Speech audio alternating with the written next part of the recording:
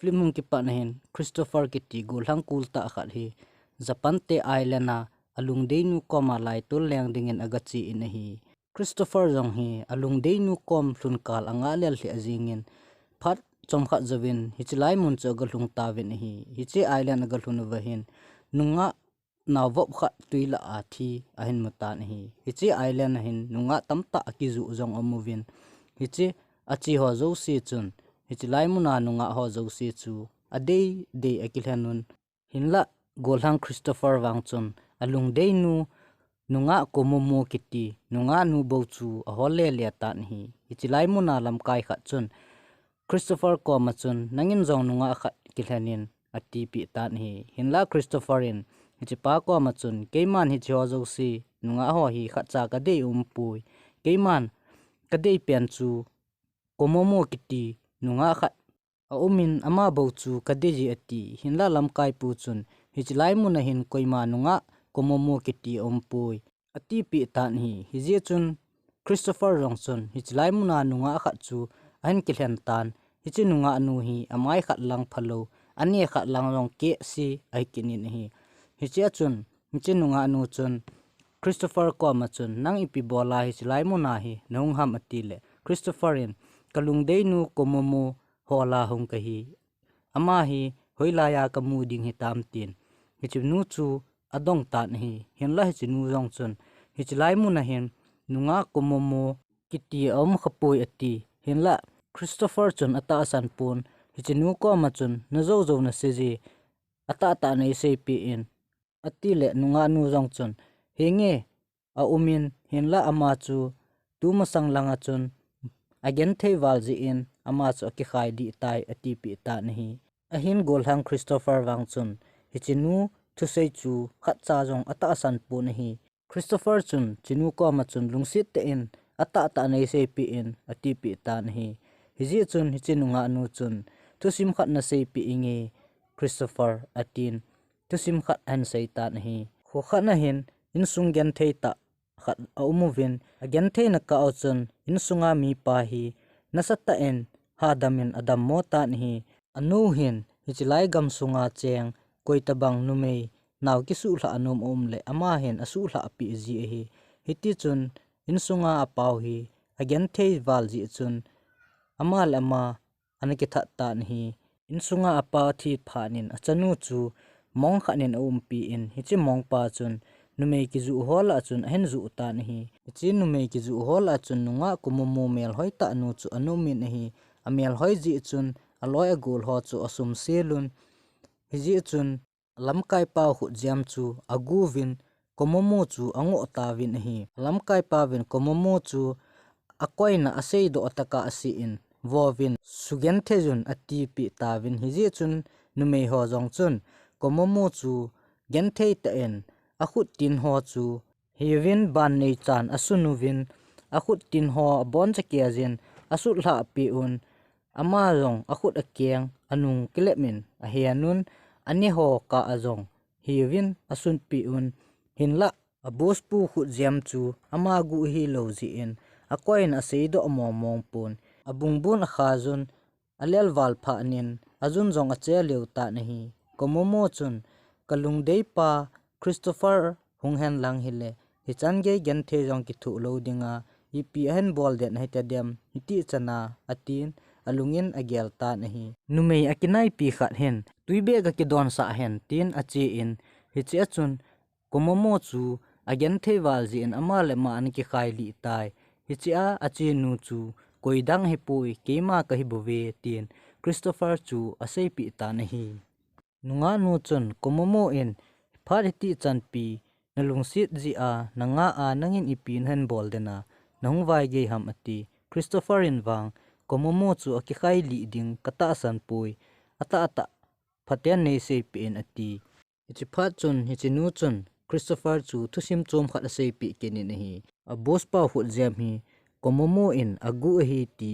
ain ma do pha novin komomo chu aha su gen thei che atawin hi hichi ji chun akhut ho a hiu asu lu ho ji chun tuiring jong akidon thei ta lo ji in ke ka chi in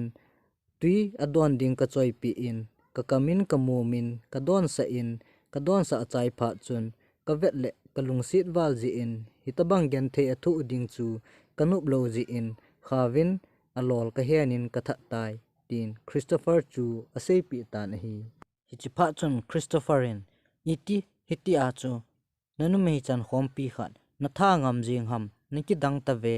nang ta hi ki cha cha na umbo ve I chan ge gen the thu zong le nana jen dama nanu pi di chu le am ati le hichilai pe ta chun nu mei nu chu ha ki senin hong ki senin thi hlamai a hin pun tu sim khat na sei pi ki ningi Christopher patike chan kingai phanin ati nule pa gen the ta khat hi an omin hi again the dan dan chu ne ding cha ding khut do a kyol le le o an hi win hi ama ho chu again the wal ji win chen na ding in mun jong an nei zo po win hi hinla apau hin hu hekit mom mong pun azudon na ding anei lo ting aji nu chu awo wokit jing ji na hi hiti chun anu hin hichilai gam sunga koi tabang naw kisu hla anum a umle hichi ho chu aman naw ho asu hla pi jin sum them khal khat aki hol jin hi u chate ni nunga te ni wang chu again the wal ji honin khat nu hi mong kitipa hin anup nup analogy tan hi hichi gu se chu hi lovin apan jong zan le anup nup alogy ji in anunga anu chun apa hi zan ka in atha tai ati pi tan hi hichi pet chun Christopherin jong hichi nu chu aga avet le hichi nu chu atta sa ahung ki khelin alu apa akhut ahung do in hichi akhut chu Christopherin avet vet na hi le abos pu khut jiam anahol mo o chu hichi khut pa a chun ahin mu do tan hi hichi nu chun komomo la ke ni hi u cha kai hlon bo ve ati kanyau lai hona pa na aman ade zo si chu ken jong ka de jin hiji chun ama hi ni kho khat le katha te te ding hi tia kanhewa pa na kan gel chu kalung gel kasubuli tai komomo chu keima tha hi tin Christopher ko machun hichinu chun ain sei do ta na hi hichinu hen a unu komomo hi anyewa pa na amit jong ade chat asam ho ata sa ho zo si jong abon ja ke za anade cha na hiji a chu anyewa pa tha ding anati thu ain sei do do chun Christopherin a pistol an sat do in hichinu chu akap ka min ahin hichinu chu nunga mel hoita alungsi jing komomo mel ahung ki su in hin la Christopherin akap li tho tho ta nahi aban pha chom kha zo hin Japanese sipai ho ahungun Christopher chu amanun ahin khu adingin zelin akoita win hi Christopherin don ding tui akidop na achun gu khat ana umin hichi mithi gu chun Christopher chu thusim khat an sei pi in Christopher hi hichilai mona hi angol tabangin aum ta na hi ako machun nunga komomole anaw nu chu ading hlonin hi che thusim hi hichan hin khatwe dingin akicha jin hi loite ho phatike chan ngai lew chun hichi thusim hi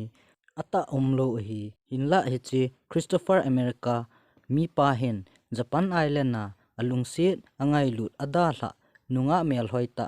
komomo kitinu kipuidinga hung anahi ahinla Christopher Japan Island ahung hluna hin komomo kiti nunga koima aumpoiti an hedo be min ahi ahinla island ahung hluna nunga kha nun komomo o umeti asei pi in ahi hichi island na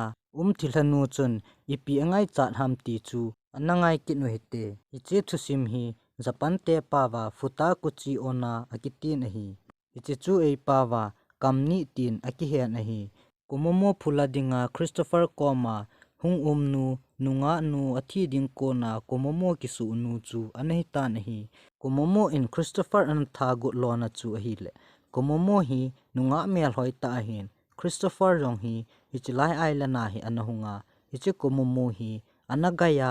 ahin la kichen pilowa anada hla ni khat le kong ki puiding a hi ati a ada hla chu kum khat wal set ahi ta aji a komomo in anawop chu anasu hla a amazong anakithat ahitan ahi hichan hin imprint full movie explain akichai ta nahi koi hile angai nom jo sin lungse nin like share subscribe enable pi su kejovin aban hin upload kit ka sevin nabon chawin damsel chi tawin kakipa e keima yalis asizol ning media.